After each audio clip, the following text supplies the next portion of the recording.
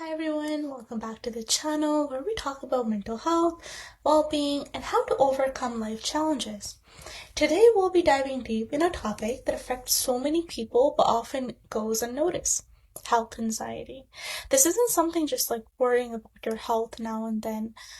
If you constantly fear that you might have or are going to develop a serious medical condition or you find yourself obsessively checking symptoms, then this video is for you. We'll explore what health anxiety is, why it happens, and most importantly, how to treat it. Let's get into it. So what exactly is health anxiety? It's that persistent, overwhelming fear that you might have or you are going to develop a serious medical condition. It can exist without a formal diagnosis, but in some cases, it falls under two DSM-5 categories: illness anxiety disorder or somatic symptom disorder.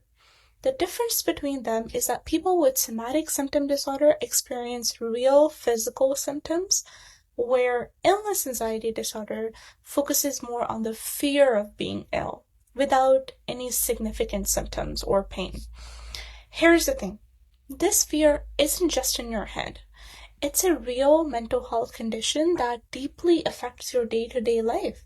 About 5% of population deals with illness anxiety disorder, but in hospitals and medical clinics, that number jumps to almost 20%. And since after COVID-19, it's only gotten worse.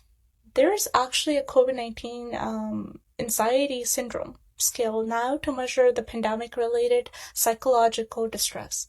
People with health anxiety might check their bodies for symptoms, avoid public places, or constantly read pandemic news to reassure themselves. But the more they check, the worse their anxiety becomes. So why does health anxiety develop? It often starts with a negative health experience or witnessing someone close to you go through a serious illness. Maybe you had a bad experience with pneumonia, or even a loved one battled a health issue. That can make you feel vulnerable. From there, the anxiety builds. You develop certain rules, like if I go in a crowded place, I'll get sick. Or if I feel a slight pain, it must be something serious. These thoughts lead to behavior like avoiding doctor visit or constantly checking your body for symptoms. You start paying close attention to every little sensation like a cough or a sore throat and interpreting it as a sign of something serious. This leads to what we call the vicarious cycle of health anxiety. It goes like this. You notice a sensation in your body, maybe a headache or chest tightness. Your mind immediately jumps to the worst case scenario, thinking this might be a brain tumor, or I might be having a heart attack. You check your symptoms, maybe Googling them, which often feeds your fear. The more you focus on these symptoms, the more intense they become, and the more convinced you are that something is wrong. And guess what? The more you check, the more your body produces anxiety-related symptoms. It's a vicarious cycle. So how do people cope? Many start using what we call safety behaviors, like avoiding places they think are risky, constantly checking their bodies, or seeking reassurance from doctors or loved ones. These behaviors give them short-term relief, but in the long run, they actually make the anxiety worse. For example, avoiding the doctor might make you feel better today, but it also means you're never learning whether your fears are valid or not. This keeps the cycle going. Now let's talk about treatment. The good news is that health anxiety is treatable. The most effective treatment is cognitive behavioral therapy, or CBT. CBT works by breaking the cycle of anxiety, helping you change the way you think and behave. First, it starts with education. You learn about the disorder and understand how your thoughts and behavior keep the anxiety going. You might use tools like health anxiety problem survey to identify specific triggers, like paying too much attention to bodily sensation or even Googling symptoms.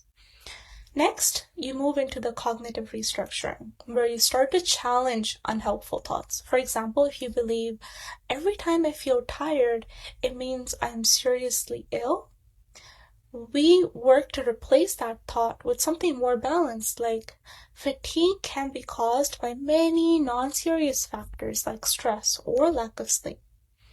After that comes exposure therapy, and this is a game changer.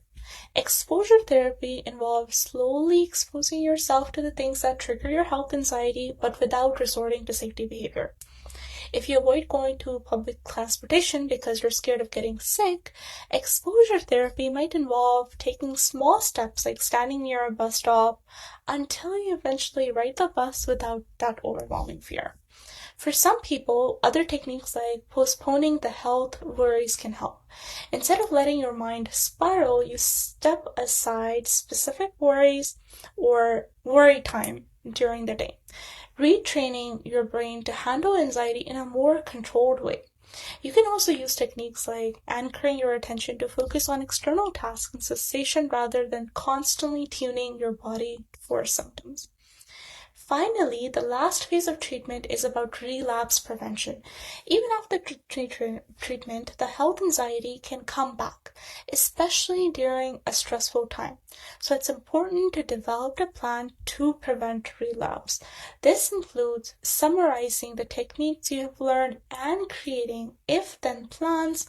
For example, if I notice a new symptom, then I'll use cognitive restructuring to challenge my fear before doing something else.